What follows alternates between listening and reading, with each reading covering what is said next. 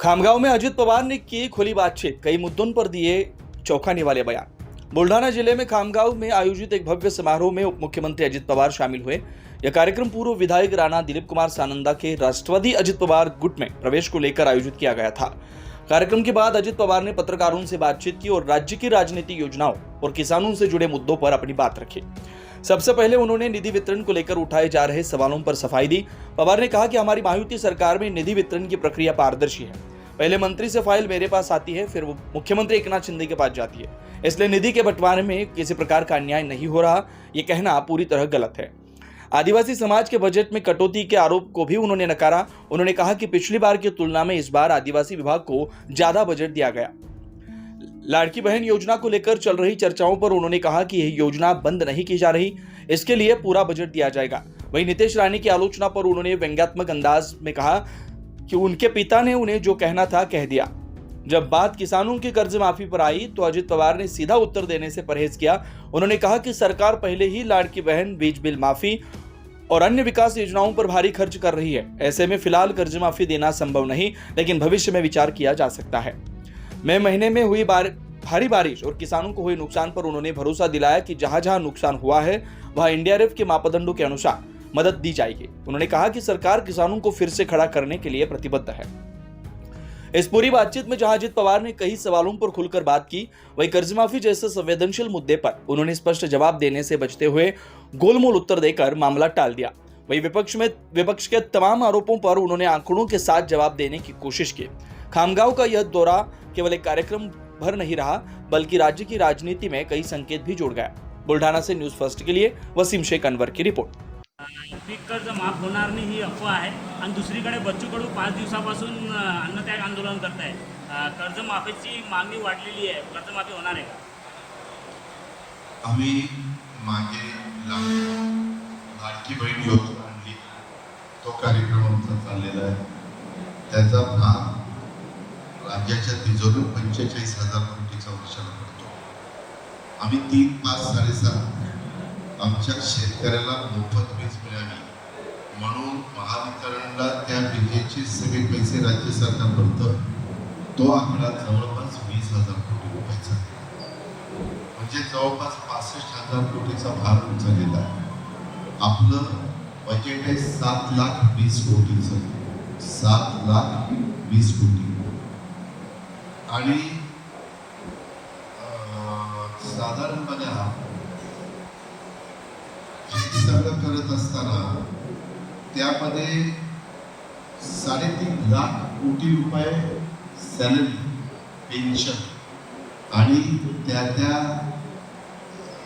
घेतलेल्या कर्जाचं व्याजाचा हप्ता ज्याला द्यावे लागतात। आणि मी सांगितलेलं तो आकडा।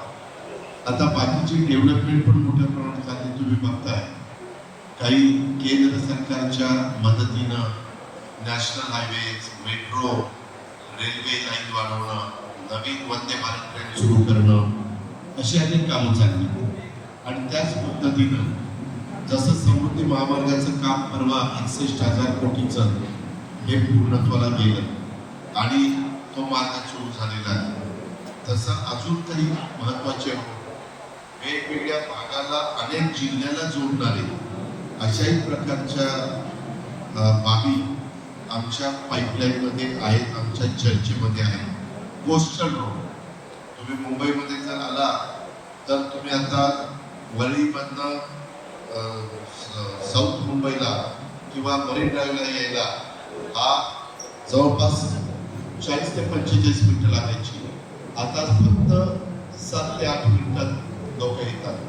अशा ज्या काही बऱ्याच जलवाहतूक, पोर्ट, वाढवणचं पोर्ट 73,000 कोटीचं मंजूर केलेलं आहे।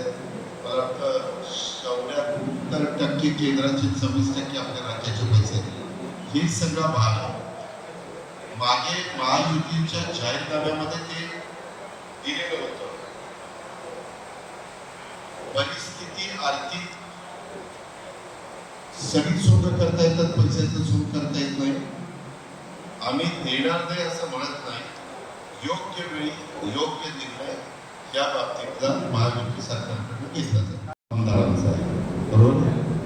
महाराष्ट्रामध्ये जसं मधी ठाणे जिल्हा 24 आमदारांचा होता, 24, आणि 6 ते 7 महानगरपालिका होत्या. त्यावेळेस तिथं 18 आमदारांचा एक जिल्हा केला ठाणे मूळ, आणि पालघर 6 आमदारांचा केला. अजूनही महाराष्ट्रामध्ये काही जिल्हे MLA MLC धरत नाही.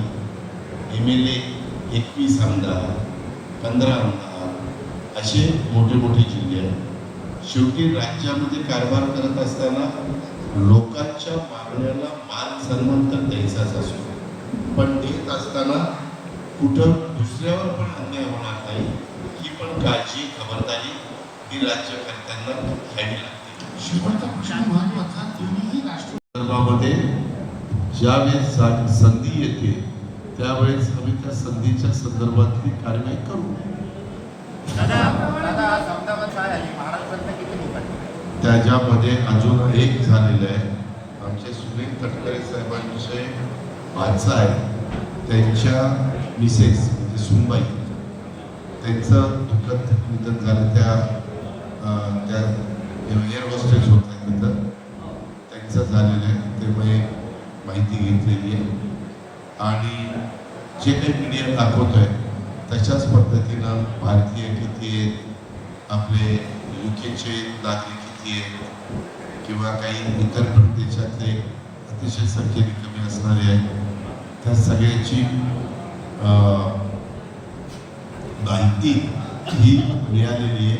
नावही प्रसिद्ध झालेली आहे, आणि एक फोन नंबर पण दिलेला आहे. कुणाला काही तातडीनं त्याच्याबद्दलची माहिती घ्यायची म्हटलं तर नागरिकांना ते उपलब्ध व्हावं अशा प्रकारची व्यवस्था केंद्र सरकारने केली.